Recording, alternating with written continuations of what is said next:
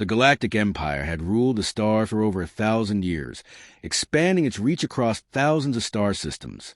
At the heart of this empire were the Zalari, a warrior species evolved for conquest. Towering reptilian creatures with thick, armored scales. They were a nightmare on the battlefield. Their society was built around war, and from birth, every Zalari was trained to fight, kill, and dominate.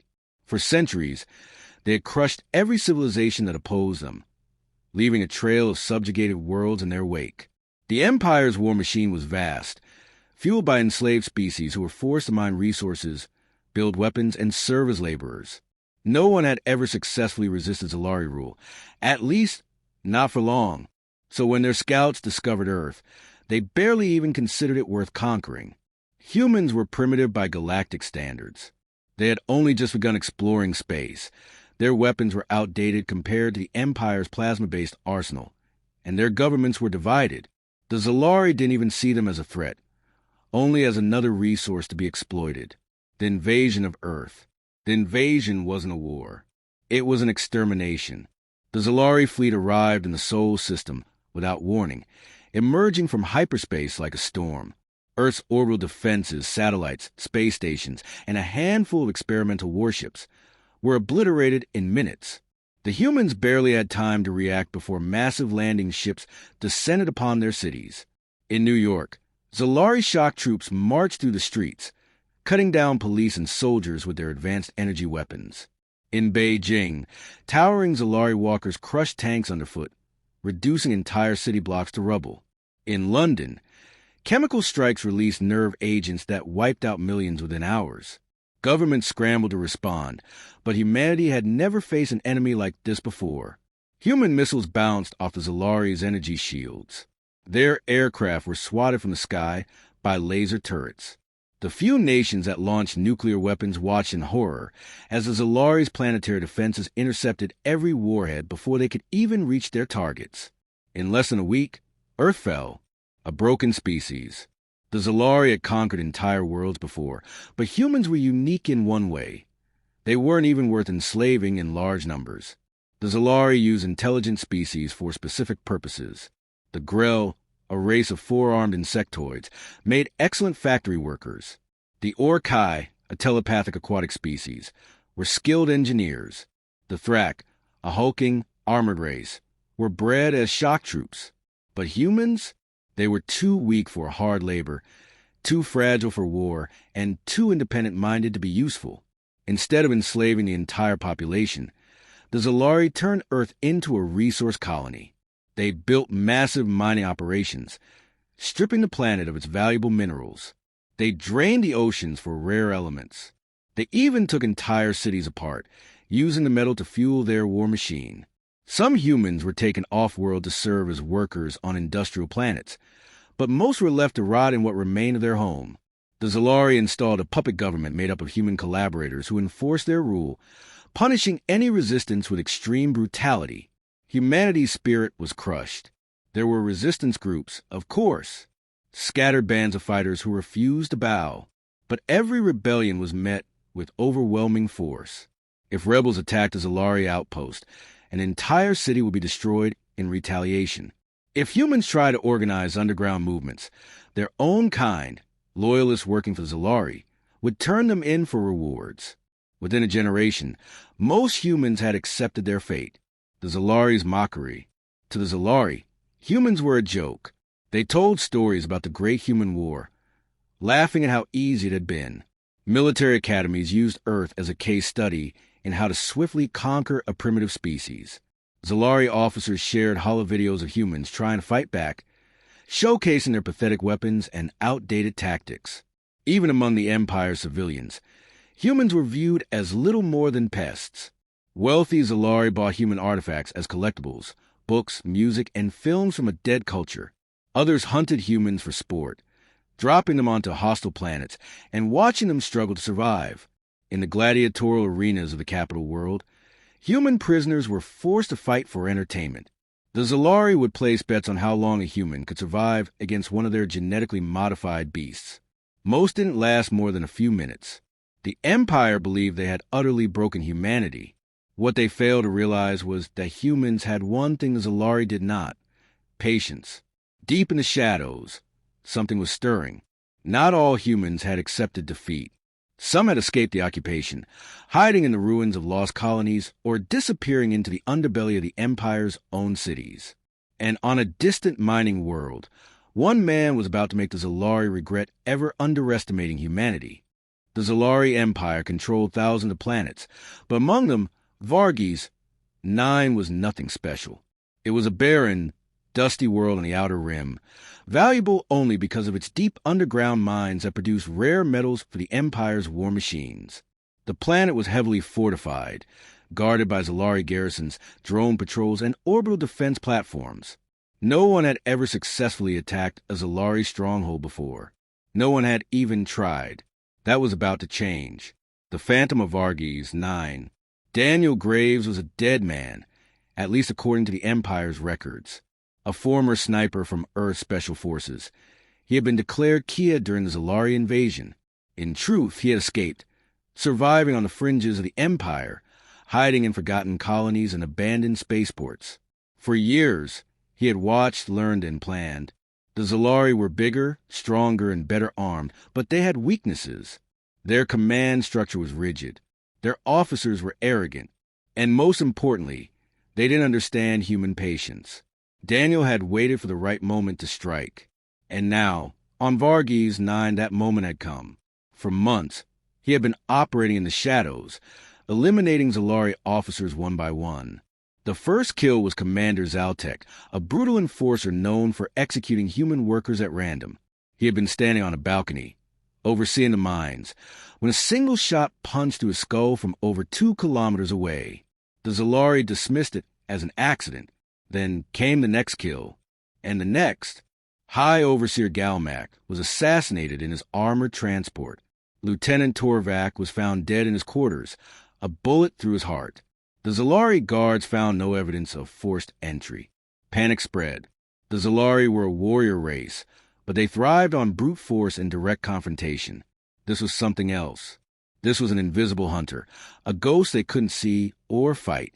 Rumors began to circulate among the troops, whispers of a human sniper who could kill from anywhere, who could strike from the shadows and disappear before they could react. They called him the Phantom of Varghese 9. The Zalari strike back. The Zalari Empire did not tolerate defiance.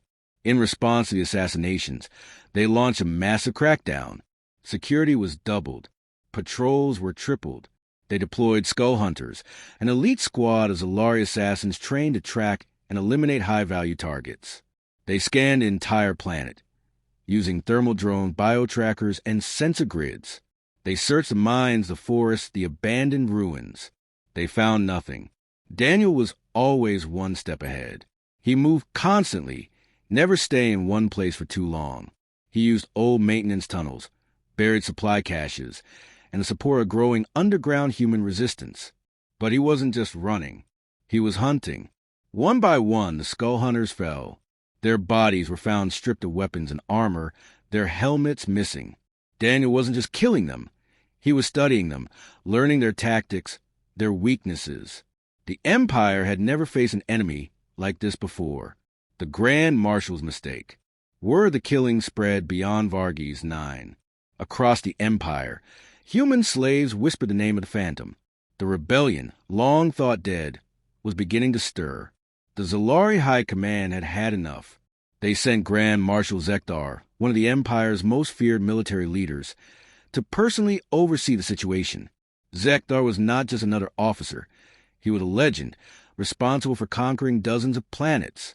He had never been defeated in battle. He arrived on Varghese 9 with an entire legion of elite warriors. His plan was simple: root out the sniper, crush the resistance, and make an example of the planet. But he had made a critical mistake. He underestimated the Phantom.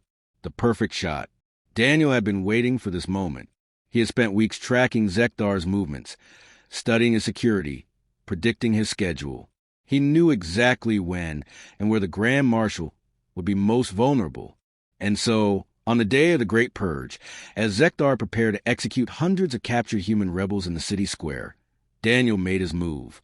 From a ruined tower nearly 3 kilometers away, He lay prone, his sniper rifle lined up with his target. He controlled his breathing, adjusted for wind speed, waited. Then, as Zekdar raised his hand to give the execution order, Daniel pulled the trigger. The bullet traveled at hypersonic speed, cutting through the thin atmosphere of Varghese 9. It punched through Zekdar's skull, exiting in a spray of black blood. For the first time in history, a Grand Marshal of the Zalari Empire was killed by a human. The collapse of Varghese 9. Chaos erupted. The Zalari forces panicked. Without their commander, their chain of command broke. The human prisoners seized their chance, overpowering their guards. The city fell into open rebellion. Daniel didn't stop. He kept firing, picking off officers, sowing fear and confusion. Within hours, the Zalari forces had collapsed. Some fled, others surrendered. Varghese 9, once a symbol of Zalari dominance, had fallen to a single sniper and a ragtag human resistance.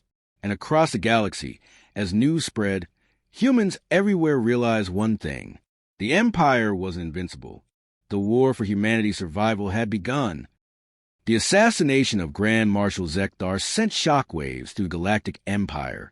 No Zalari leader had ever fallen to a human before, let alone one acting alone. The idea that a single sniper could bring down a high-ranking Zalari officer was unthinkable.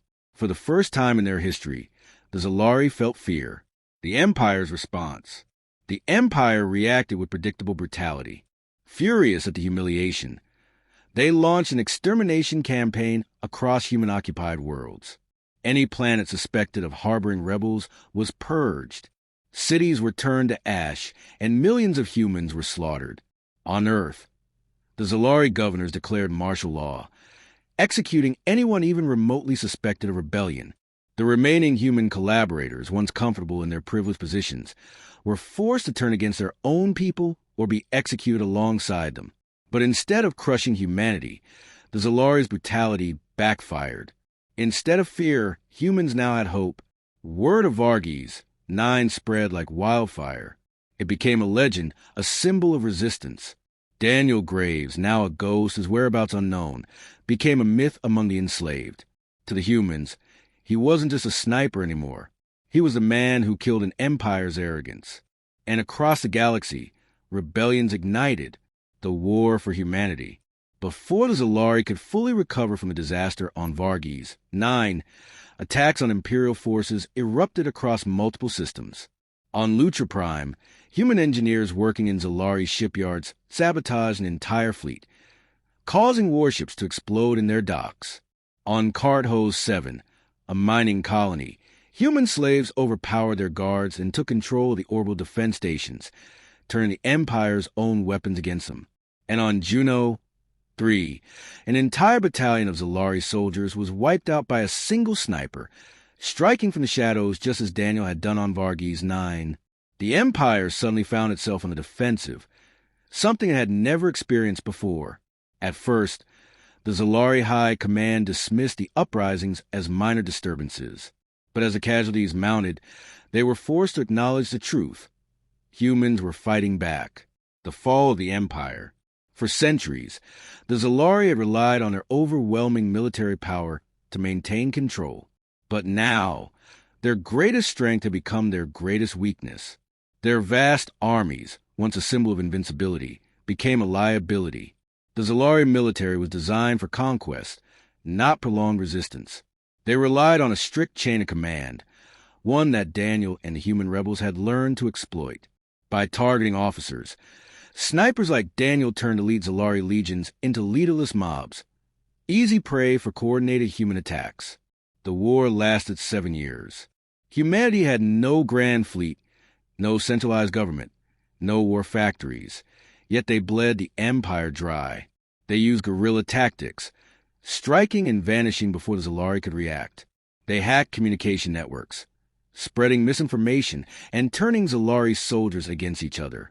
They infiltrated key installations, stealing weapons and supplies.